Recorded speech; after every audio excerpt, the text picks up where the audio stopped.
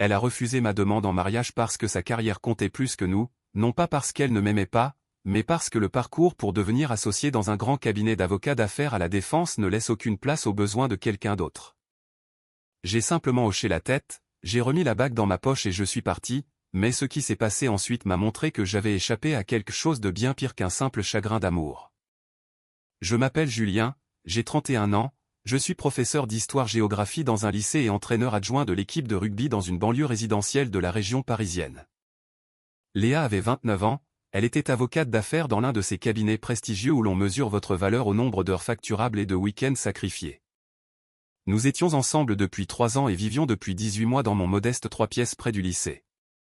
Notre relation fonctionnait d'une manière étrange où les opposés se complétaient réellement. Le dimanche matin, elle étalait ses dossiers sur la table de la cuisine pendant que je préparais des crêpes.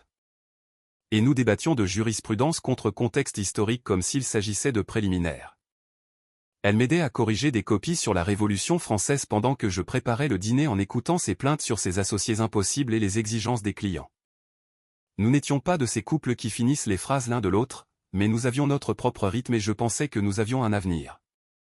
La demande a eu lieu dans le petit bistrot où nous allions depuis notre 4e rendez-vous, rien de luxueux, mais c'était notre endroit.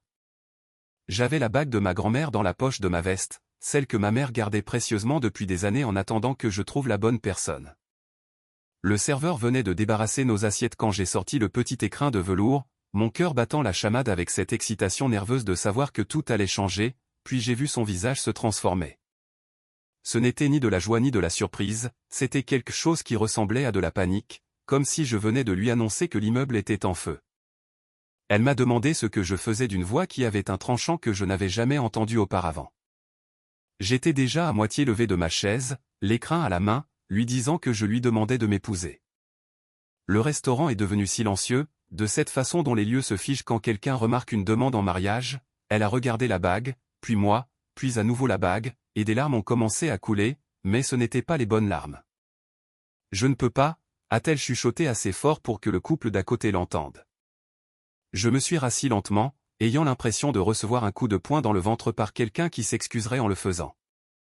Je lui ai demandé si c'était qu'elle ne pouvait pas ou qu'elle ne voulait pas, gardant ma voix calme même si tout s'effondrait en moi. Elle a pris une inspiration tremblante et a tout exposé avec la même précision clinique qu'elle utilisait pour les négociations de contrat. Les semaines de 80 heures n'étaient pas facultatives mais attendues, les événements de réseautage, les dîners clients. Les conclusions déposées en urgence à minuit. Les associés surveillaient tout, jugeaient tout, et le mariage signifiait une attention divisée. Elle m'a dit que le mariage était synonyme de compromis, et je voyais qu'elle y avait déjà réfléchi, qu'elle l'avait probablement répété. Cela signifiait l'emploi du temps de quelqu'un d'autre, les urgences de quelqu'un d'autre, les obligations familiales de quelqu'un d'autre, et elle ne pouvait pas se permettre cela maintenant si elle voulait devenir associée. J'ai essayé tous les angles possibles, assis là avec la bague de ma grand-mère toujours à la main comme un idiot, proposant de longues fiançailles sans date fixe, d'attendre qu'elle soit nommée associée, de ne pas avoir d'enfant avant qu'elle soit prête, que ce soit dans 5 ou 10 ans. Qu'elle garde son nom de famille, que rien ne change à sa vie professionnelle. Elle a secoué la tête à chaque suggestion et j'ai regardé son cerveau d'avocate démanteler chaque compromis comme si elle annotait un contrat à l'encre rouge. Elle a appelé cela des pansements, disant que je lui demandais de choisir et qu'elle choisissait sa carrière. Ce qui m'a brisé, ce n'était pas le rejet lui-même, mais la clarté avec laquelle elle avait déjà pris cette décision. Ce n'était pas une proposition surprise sur laquelle elle avait besoin de réfléchir, c'était elle traçant une ligne entre ce qui comptait le plus et ce qui comptait le moins, et je comptais le moins. J'ai rangé l'écrin dans ma poche et j'ai fait signe pour l'addition. Je n'ai pas crié, je n'ai pas essayé de la faire changer d'avis, je n'ai pas fait de scène qui donnerait de quoi parler aux autres clients pendant des semaines. Je l'ai remercié d'avoir été honnête, de ne pas m'avoir fait perdre plus de temps. Ses yeux se sont agrandis comme si elle s'attendait à ce que je me batte davantage, que je supplie, que je prouve mon amour par la persistance. Elle a demandé si c'était tout, si je n'allais pas essayer de la convaincre, et j'ai répondu que si je devais la convaincre de m'épouser, alors elle n'était pas la personne que je devais épouser. J'ai payé la note, je l'ai raccompagnée à sa voiture sur le parking parce que, même avec le cœur brisé, j'avais été bien élevé, et je l'ai regardée s'asseoir au volant sans démarrer le moteur. Je lui ai dit que j'espérais qu'elle deviendrait associée, que j'espérais vraiment que ce serait tout ce dont elle avait besoin, et je le pensais vraiment. Elle est partie et je suis resté là, sur le parking de notre bistrot, regardant ses feux arrière disparaître, comprenant quelque chose de fondamental sur l'amour. Parfois, aimer quelqu'un signifie accepter que vous n'êtes pas ce dont il a besoin, même si vous auriez aimé l'être. Je pensais que c'était la fin de notre histoire, une rupture nette, un respect mutuel, deux personnes voulant des choses différentes. Mais son assistante m'a appelé par erreur 3 jours plus tard en pensant composer un autre numéro, et durant cette conversation confuse de 30 secondes. J'ai appris quelque chose qui m'a glacé le sang. Léa avait été au téléphone avec l'associé principal de son cabinet le matin même de ma demande. Avant même d'arriver au restaurant, elle lui avait dit qu'elle était prête à faire des sacrifices personnels difficiles pour prouver son engagement envers le cabinet. Il lui avait apparemment demandé si elle avait des attaches personnelles qui pourraient interférer avec le dossier de fusion-acquisition à venir, celui qui déterminerait sa promotion. Elle avait répondu non. Elle avait dit non avant même que je pose la question. La demande en mariage n'était pas une surprise qui l'avait déstabilisée, c'était une confirmation gênante de quelque chose qu'elle avait déjà décidé d'éliminer. Je n'étais pas une personne qu'elle aimait mais qu'elle ne pouvait pas prioriser, j'étais un obstacle qu'elle avait déjà prévu de supprimer. Cette réalisation a tout changé dans ma compréhension de notre fin. Voici ce que cette première partie révèle sur les relations et le respect de soi. Quand quelqu'un traite votre demande en mariage comme un problème de gestion qu'il a déjà résolu, ce n'est pas l'amour qui lutte contre les circonstances. C'est quelqu'un qui a fait son choix avant même que vous ne parliez. Partir avec dignité en dit parfois plus sur votre caractère que de se battre pour quelqu'un qui vous a déjà laissé partir. Léa s'est jetée dans le travail comme quelqu'un qui fuit une scène de crime. En une semaine, elle a pris en charge l'énorme dossier de fusion que son cabinet préparait, celui qui ferait ou déferait ses chances de devenir associé. Nos amis communs ont commencé à me donner des nouvelles sans que je le demande, ce genre d'observations inquiètes que les gens partagent lorsqu'ils voient quelqu'un s'autodétruire au ralenti. Elle était la première au bureau chaque matin, la dernière à partir chaque soir, dormant parfois sur le canapé de la salle de conférence au lieu de rentrer chez elle. Du café au distributeur automatique, des sushis à emporter sur son bureau, toute sa vie comprimée en heures facturables et réunions clients. Un ami m'a dit qu'elle gérait 3 dossiers de haut niveau simultanément, prenait le train pour Londres 2 fois par semaine et avait l'air de ne pas avoir dormi correctement depuis des mois. Elle prouvait son dévouement à des gens qui mesurent la valeur humaine dans des tableurs Excel. Pendant ce temps, je m'effondrais d'une manière totalement différente. Je ne pouvais pas rester dans notre appartement, pas avec sa tasse de café encore dans le placard, ses livres sur l'étagère et le fantôme de ses répétitions d'arguments juridiques sous la douche chaque matin. Elle avait emballé ses affaires pendant que j'étais au lycée un jour, laissant sa clé sur le comptoir de la cuisine avec un mot qui disait juste « merci de ta compréhension ». Le vide a frappé plus fort que prévu, non pas parce que je voulais qu'elle revienne, mais parce que l'espace que nous avions construit ensemble ressemblait soudain au musée de quelque chose de mort. J'ai géré cela comme je gère la plupart des choses, en me plongeant dans le travail jusqu'à ce qu'il n'y ait plus de place pour les sentiments.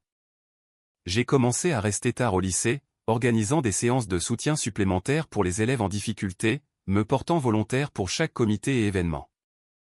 J'entraînais les équipes le matin et l'après-midi, j'ai aidé à organiser le bal de fin d'année et je me suis retrouvé à conseiller l'équipe de débat, même si ce n'était pas techniquement mon travail. Le lycée est devenu mon refuge, les élèves sont devenus ma raison d'être, et au milieu de toute cette activité, j'ai oublié d'être malheureux. Un de mes joueurs l'a mentionné dans les vestiaires après l'entraînement sans savoir que je l'entendais, disant à son coéquipier que le coach semblait différent ces derniers temps, plus intense mais dans le bon sens. Comme s'il les voyait vraiment comme des personnes et pas seulement comme des athlètes. Ce commentaire m'a marqué parce que c'était vrai, perdre Léa m'avait dépouillé d'une couche protectrice que je ne savais pas avoir construite, me rendant plus présent pour les autres parce que je n'avais plus rien à garder pour moi-même. Je ne pouvais pas rester dans cet appartement indéfiniment cependant. J'ai passé 3 week-ends à repeindre les murs dans des couleurs qu'elle aurait détestées, des tons terreux et chaleureux au lieu de son gris minimaliste préféré. J'ai remplacé les meubles que nous avions choisis ensemble par des objets trouvés dans des brocantes et des dépôts-ventes, des choses qui avaient une histoire, mais pas la nôtre. J'ai accroché des photos de ma famille, de mon équipe, de voyages faits avant notre rencontre, transformant l'espace en quelque chose qui n'appartenait qu'à moi. Nos amis communs se sont éloignés naturellement, non par drame, mais parce que rester neutre signifiait garder ses distances, et je n'ai pas lutté contre cela. Parfois, guérir signifie lâcher tout ce qui est lié à la blessure, même les bonnes parties. Environ 9 mois après la rupture, j'ai appris par le bouche à oreille que Léa était devenue associée junior, la plus jeune de l'histoire de son cabinet, exactement comme elle l'avait prévu. On m'a dit qu'elle avait fêté ça seule dans son appartement chic du centre de Paris avec du vin onéreux et des plats à emporter, personne avec qui partager sa victoire parce que tous ceux qui comptaient étaient encore au bureau. Elle avait atteint son but et le vide de cette victoire n'échappait à personne. Sa vie sentimentale était devenue un schéma que les gens remarquaient sans oser l'aborder, elle est sortie avec un autre avocat d'un cabinet rival, quelqu'un d'aussi ambitieux qu'elle, et leur relation ressemblait apparemment à une fusion d'entreprises. Des dîners programmés quand les agendas s'alignaient, des conversations sur la stratégie des dossiers plutôt que sur les émotions, une intimité planifiée autour des dates d'audience. Cela a duré 4 mois avant de mourir de négligence. Puis il y a eu un chirurgien qui travaillait les mêmes heures brutales qu'elle, et ils ont réussi peut-être 3 vrais rendez-vous en 6 mois parce que l'un des deux avait toujours une urgence. J'ai entendu dire qu'elle commençait à remarquer quelque chose lors des événements du cabinet, les associés qui venaient avec leurs conjoints et leurs enfants n'étaient pas ceux qui luttaient, ils s'épanouissaient, partaient à des heures raisonnables pour des matchs de foot ou des récitals. Revenaient frais et bouclaient des affaires avec les idées claires. Ceux qui travaillaient 100 heures par semaine avaient l'air épuisés et faisaient des erreurs grossières. Avoir quelqu'un pour qui rentrer chez soi ne détruisait pas l'ambition, cela la canalisait. Cette prise de conscience a semblé ébranler son système de croyances si soigneusement construit. J'ai rencontré Amélie lors d'un programme d'aide à la lecture au lycée, presque 2 ans après que tout se soit effondré. Elle était bibliothécaire jeunesse, bénévole pour aider les lecteurs en difficulté, et j'étais là pour encadrer les élèves. Elle avait cette façon de parler aux enfants qui les faisait se sentir capables au lieu d'être défaillants, transformant les défis de lecture en aventure. Je l'ai regardé passer 40 minutes avec un élève de CE2 qui n'arrivait pas à finir un album, célébrant chaque mot réussi comme un miracle, et quelque chose dans ma poitrine s'est desserré pour la première fois depuis des mois. Nous avons commencé à discuter pendant les pauses, des conversations banales qui sont devenues des cafés, puis de vrais rendez-vous où nous faisions des choses normales comme du mini-golf, des marchés de producteurs ou des librairies d'occasion. Elle venait à mes matchs de rugby sans que je le demande et a appris les noms de tous mes joueurs en 3 semaines. Elle a dîné avec ma famille et s'est intégrée au chaos comme si elle avait toujours été là, aidant ma mère en cuisine et débattant de recommandations de livres avec mon père. Ma mère m'a pris à part après le 2e dîner pour me dire qu'Amélie n'essayait d'impressionner personne ou de rien changer, qu'elle avait simplement trouvé sa place naturellement. Amélie était tout ce que Léa n'était pas, non pas meilleure ou pire, mais différente dans des domaines qui comptaient pour moi, elle construisait les choses là où Léa les conquérait, elle soutenait sans rivaliser, elle voyait le partenariat comme une collaboration et non un compromis. L'aimer semblait facile d'une manière que je ne soupçonnais pas. 10 mois après le début de notre relation, j'ai fait ma demande devant un phare sur les falaises d'Étretat, l'opposé total du désastre du bistrot à tous points de vue, pas de restaurant chic, pas de pression, pas de public, juste nous face à l'océan et une bague que j'avais choisie moi-même. Oui, a-t-elle dit avant même que je finisse ma phrase, riant et pleurant en même temps, et j'ai réalisé que c'est ce qu'on est censé ressentir quand 2 personnes veulent le même avenir. Nous nous sommes mariés 5 mois plus tard lors d'une petite cérémonie avec la famille, des amis proches et la moitié de mon équipe de rugby servant de préposé d'honneur improvisé. C'était chaotique et parfait, rien à voir avec le mariage que j'avais autrefois imaginé avec Léa, et c'était exactement ce dont j'avais besoin. Je pensais que nos chemins s'étaient séparés définitivement, que Léa vivait sa vie de succès pendant que je construisais la mienne, 2 rails parallèles qui ne se croiseraient plus jamais.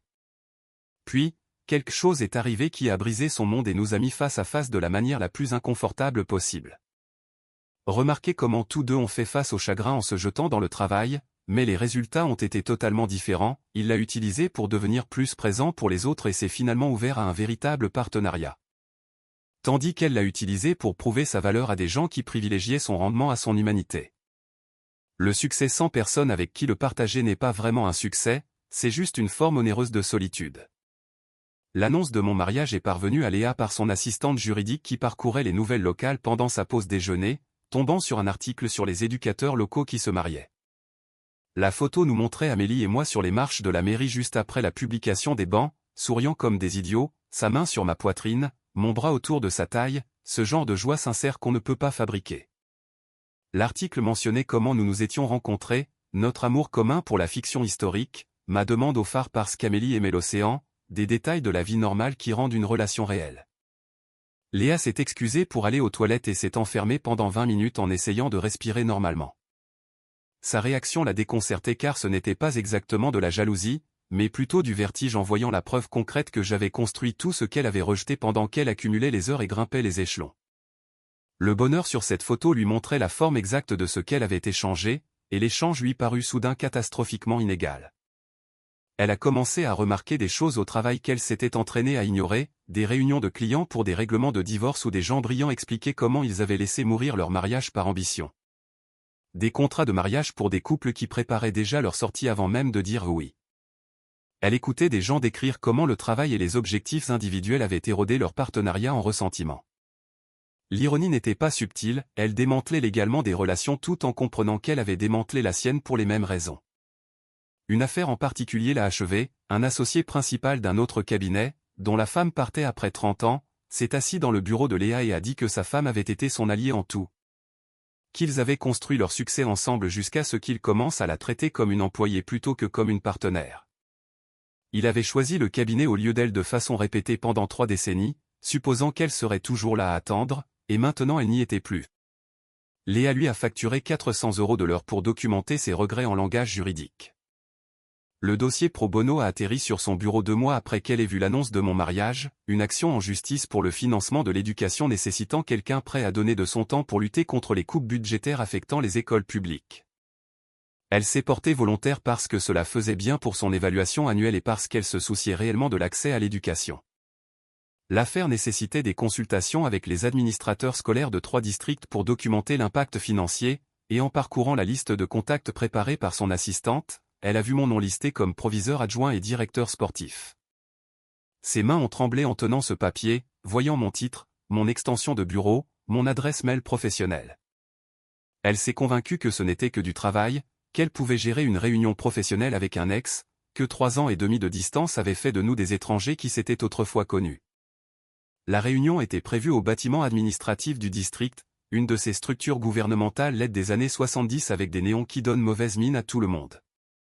Elle est arrivée en avance, surpréparée comme toujours, avec sa mallette de litige et son ordinateur portable. Le réceptionniste l'a dirigée vers la salle de conférence B où j'étais déjà installé avec des rapports budgétaires étalés sur la table. J'avais l'air différent, pas physiquement, mais énergétiquement, plus posé, à l'aise d'une manière que je n'avais jamais été quand nous étions ensemble. J'examinais des lettres de recommandation pour des élèves quand Amélie est entrée avec 2 cafés, visiblement enceinte de 6 mois. Elle m'a appelé chérie, m'a demandé si j'étais prêt pour le déjeuner, et je me suis illuminé d'une façon qui a fait physiquement mal à Léa. Je me suis levé immédiatement, j'ai pris le café et j'ai guidé Amélie vers une chaise avec ma main dans le bas de son dos, ce geste protecteur inconscient que font les gens qui s'aiment. Le soin apporté à ce simple mouvement disait tout sur ce que nous étions devenus l'un pour l'autre. Je les ai présentés professionnellement, restant neutres, Julien et Léa sortaient ensemble autrefois, Léa s'occupe du dossier pro bono pour l'éducation. Voici mon épouse, Amélie, elle travaille à la bibliothèque municipale. Amélie a souri avec une chaleur sincère, sans jalousie ni tension, remerciant Léa de s'occuper du dossier en disant que cela comptait énormément pour les enfants. Sa sincérité était presque inconfortable tant elle était authentique. La réunion a duré 47 minutes de discussion purement professionnelle sur les projections financières et les ratios élèves-professeurs. J'ai guidé Léa à travers les données méthodiquement. Entre 2 lignes budgétaires, j'ai mentionné que je finissais ma thèse sur l'histoire des politiques éducatives, que j'y travaillais depuis 3 ans tout en enseignant à plein temps et en entraînant l'équipe. Amélie m'aidait en relisant mes brouillons et en s'occupant de notre fille pour que je puisse écrire le week-end, notre fille Chloé, qui venait d'avoir 2 ans, qui était obsédée par les dinosaures et refusait de porter autre chose que ses bottes violettes. Léa a posé des questions sur la grossesse par convention sociale et je lui ai dit que nous espérions une autre fille mais que nous voulions surtout un bébé en bonne santé, que Chloé prévoyait déjà d'être la meilleure grande sœur de l'histoire. Je ne sais pas comment j'ai pu avoir autant de chance, ai-je dit en lui montrant une photo de Chloé couverte de peinture à la crèche sur mon téléphone, une joie pure de bambin figé en pixels. Ce commentaire a frappé comme un coup physique, non pas parce que je voulais être cruel, mais parce que le bonheur était totalement authentique. J'avais trouvé tout ce que Léa s'était convaincue de ne pas exister, le partenariat qui renforce au lieu de concurrencer, la famille qui soutient au lieu d'épuiser, la vie qui semble pleine au lieu d'être vide. Elle est retournée dans son appartement du centre de Paris après cela, a pris l'ascenseur jusqu'au 32e étage, est entrée dans son intérieur impeccable avec des baies vitrées donnant sur la ville. La vue coûtait une fortune, impressionnait les clients, mais ne signifiait absolument rien pour elle à ce moment-là. Elle s'est assise sur son canapé de designer dans sa vie de designer et a ressenti le poids écrasant de chaque choix qui l'avait menée là. Certaines victoires semblent impeccables de l'extérieur tout en étant catastrophiquement creuses de l'intérieur. Elle avait construit une vie magnifique pour les photos, qui impressionnaient ses collègues mais qui résonnaient de vide. Elle avait atteint des objectifs accompagnés de plaques, d'augmentation de salaire et de bureaux d'angle, mais personne avec qui les partager. Le partenariat pour lequel elle nous avait sacrifiés s'est avéré plus solitaire qu'elle ne l'avait jamais imaginé. Certaines opportunités de bonheur n'attendent pas le moment parfait ou une position de carrière optimale. Je n'ai rien planifié comme une vengeance, je n'ai pas orchestré de leçons élaborées, je ne savais même pas que Léa serait impliquée dans ce dossier avant qu'elle n'entre dans cette salle.